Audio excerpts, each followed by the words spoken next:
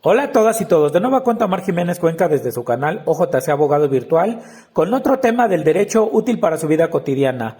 Hablaré acerca de los derechos que tienen como consumidoras o consumidores para presentar quejas o denuncias en contra de proveedores o vendedores o de prestadores de servicios que les han incumplido en alguna de las cosas que se comprometieron con ustedes.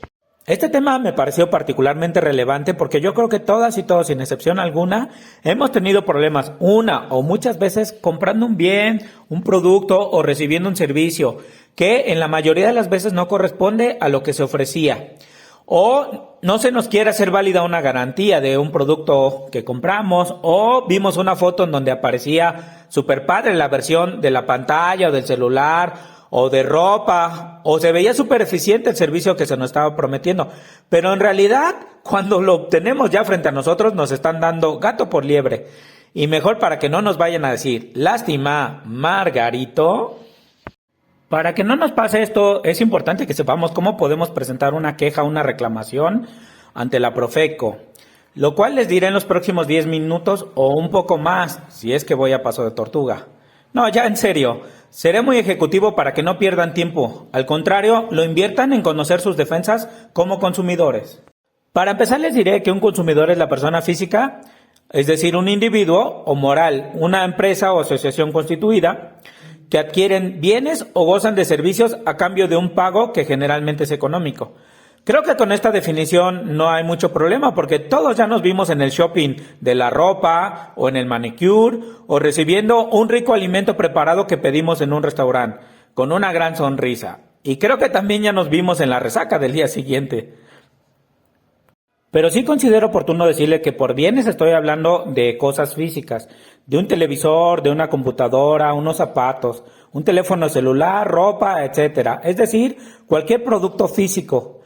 Y por servicios entendemos que es una actividad o labor que puede ser profesional o empírica, que se hace en nuestro beneficio, como puede ser la atención médica, el transporte terrestre, marítimo o aéreo. También puede ser el servicio de educación, la tintorería también es otro servicio, alimentos en un restaurante también porque los preparan, todo esto son servicios.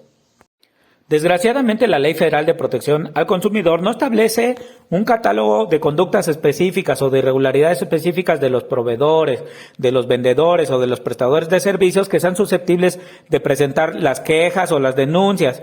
Están dispersas en el contenido de toda la ley esos incumplimientos y esas irregularidades, por lo cual yo les manifiesto como un criterio general que tengan muy presente, es que cada que haya algún incumplimiento a un contrato o a cualquier cosa por escrito, o también algo que se haya pactado verbalmente, o cuando hay alguna publicidad engañosa, es decir, cuando nos están ofreciendo algo y a la mera hora nos entregan otra cosa, o cuando no se nos respeta un precio y se quiere cambiar a la mera hora, todo ese tipo de cosas son susceptibles de presentar esta queja o reclamación, o bien la denuncia. Ya veremos cuál procede para cada caso enseguida.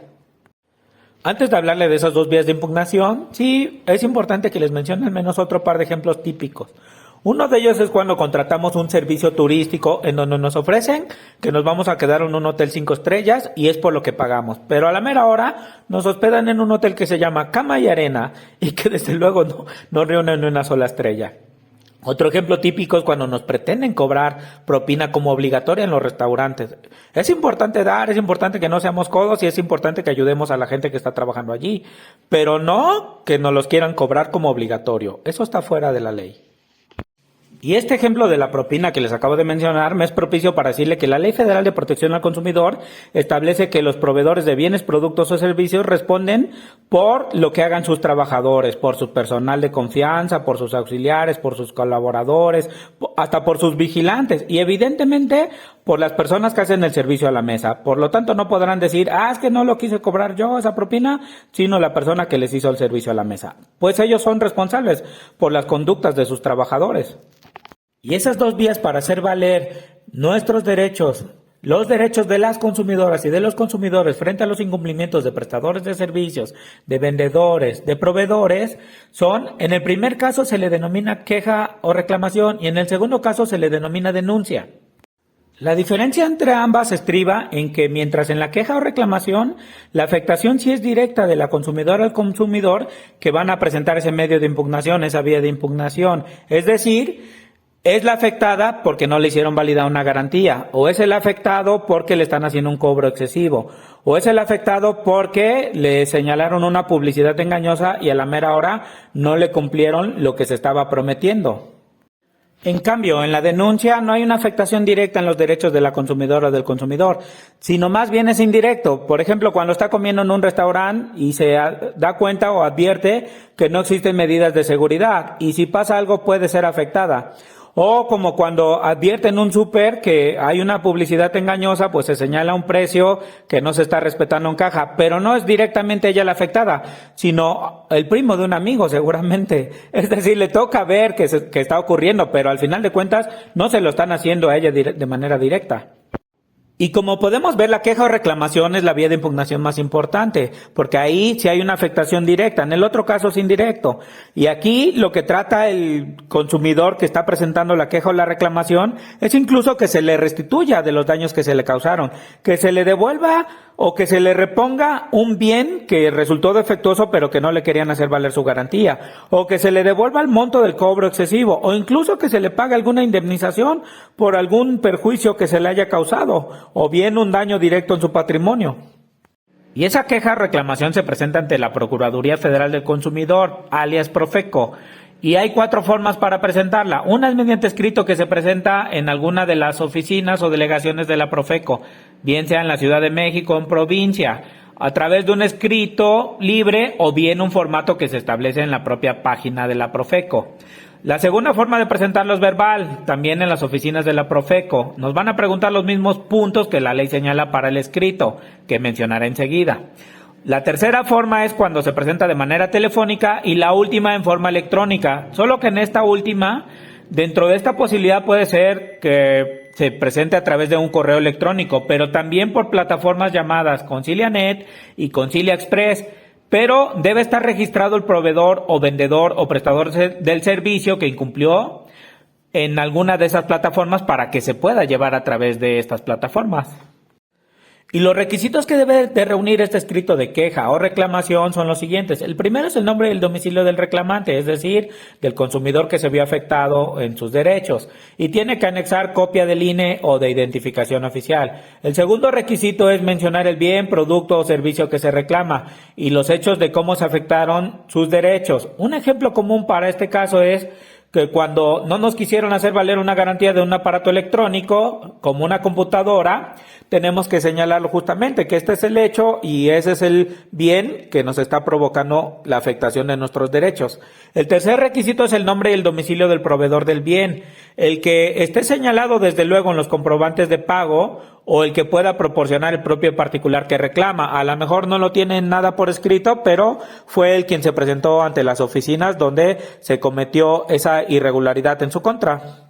El cuarto requisito de este escrito de queja o reclamación dice la ley que es el lugar o forma en que se solicita se resuelva lo que reclama, que básicamente es el planteamiento del consumidor afectado de cómo quiere que se resuelva el tema que está planteando, es decir, si quiere que se le restituya un bien que le salió defectuoso o que se le devuelva el dinero que le cobraron en demasía o que se le pague alguna indemnización o que se le preste correctamente ahora sí un servicio en su casa, etcétera, etcétera, etcétera. El quinto no está señalado como requisito, pero yo lo señalo como un requisito porque es para el propio interés de quien está presentando la queja o reclamación. Y son las pruebas. Se tienen que presentar los contratos por escrito o los recibos o los comprobantes de las compras que se hicieron o los productos defectuosos, de ser el caso de que se puedan presentar. Hay que acreditar lo que se está diciendo y es a través de pruebas. El sexto requisito que les voy a manifestar solamente se debe de cumplir para las quejas grupales, debiéndose manifestar que se trata del mismo proveedor del que se están quejando las personas y por circunstancias similares y que se pretende lo mismo como reparación para que pueda ser una queja grupal. Y una vez presentado el escrito, el procedimiento que se inicia consiste en que la Profeco, un poco autoridad, pero también un poco defensor del consumidor, cita al proveedor, vendedor o prestador de servicios para tratar de llegar a una conciliación que deje satisfecho obviamente al consumidor que la presentó. A partir de esto se puede lograr la restitución de la cosa defectuosa o el pago económico de ella o el pago de daños y perjuicios que haya sufrido el consumidor como indemnización. Pero de no lograrlo, no se podrá hacer más en este procedimiento, sino acudir a otra instancia que mencionaré enseguida. Esa otra instancia que les comento significa que de no ponerse de acuerdo en la conciliación las partes, la Profeco los exhorta para que la designen a ella como árbitro o bien a un árbitro independiente, y en caso de que se acepte a la Profeco o el árbitro independiente, la resolución que se obtenga de ese nuevo procedimiento de arbitraje es la que van a cumplir las partes.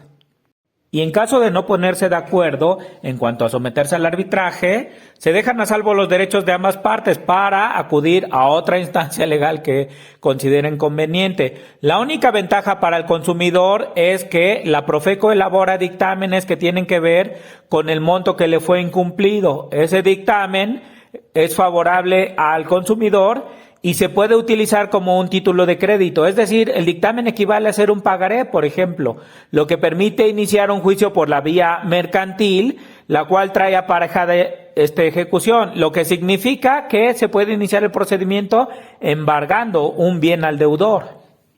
Es decir, de no resolverse dentro del procedimiento de conciliación ante la Profeco, el consumidor sí sale con una ventaja de ese procedimiento porque le va a ser más fácil en la vía mercantil obtener que se le pague lo que le fue afectado, lo que se le adeuda a partir del dictamen que emitió la Profeco, lo cual verdaderamente constituye una ventaja, como ya lo he dicho.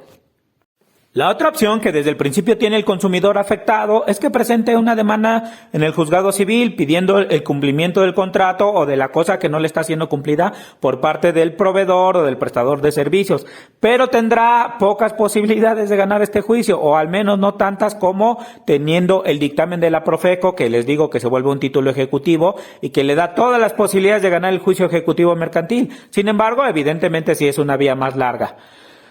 La segunda vía de impugnación es la denuncia. Como les decía, amigas y amigos, aquí no hay una afectación directa en el consumidor. Está comiendo en un restaurante y advierte que no hay todas las medidas de seguridad. En ese momento no le está pasando nada, pero le puede pasar o le puede pasar a otras personas cuando no esté ella. Lo mismo para la publicidad engañosa. La persona no cae, pero toda la sociedad puede ser afectada por esa publicidad engañosa. Así es que esa denuncia permite que se haga una visita de verificación y que se puedan determinar sanciones como multas, como la propia clausura del establecimiento mercantil donde se cometió la irregularidad. Y así, amigos, llegamos al final de este video. Espero que les haya gustado. Si les gustó, de favor, regálenme un like, compártanme y también ojalá y se puedan suscribir a mi canal. Gracias por todo y nos vemos la próxima.